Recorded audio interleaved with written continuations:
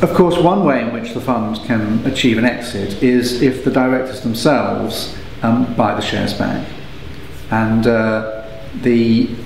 that happened, in fact, in one of our successful investments, again in the television sector.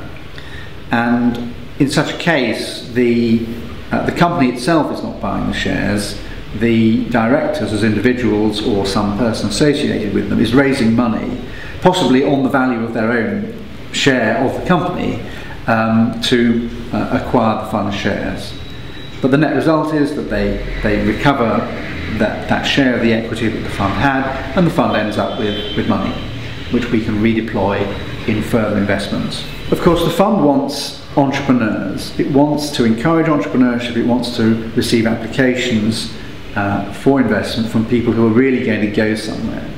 And actually, those people have a kind of virtuous greed. They want to make as much money as possible. They want their company to be as successful as possible, and they want to be as successful as possible. So they don't actually want to be working for the fund. They don't want to have, might have 30% of their company, and if they're a proper entrepreneur, they're going to say, well, actually, as soon as I can get that 30% back, then that's what I'm going to do. And that's because I can make more out of my company, and the more of the company I have, the more I can make. And that's absolutely what the fund wants its applicants to do. We want them to get rid of us and make us rich in the process. We decided to simplify the investment approach. We just invest in ordinary shares like any ordinary investor. We also make some loans. We have made loans where a company has come back to us to seek the second tranche of its investment, and it has not been able to achieve the commercial results that it expected to, that it told us it would. In that circumstance, to protect the interests of the fund, we have sometimes thought it was better simply to lend the money that they were seeking with the hope of getting it back at a later stage, rather than making a further equity investment. But that's a matter of judgment from case to case. We're still, in principle, an equity fund, and we want to see businesses grow and bear money fruit.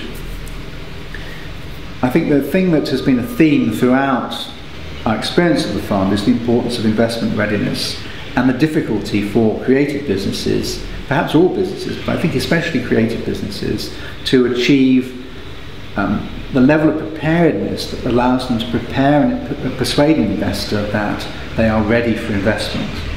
So it's not just a question of competence, it's are they at a point where they can make use of the investment. And our system of assigning a consultant to work with the applicant very thoroughly, I think has stood the test of time.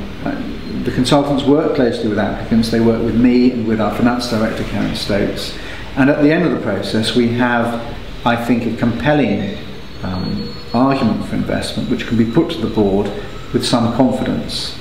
And in that process, even if at the end of the day the applicant is not in a position to go through with the application, the process of getting ready is of itself very valuable.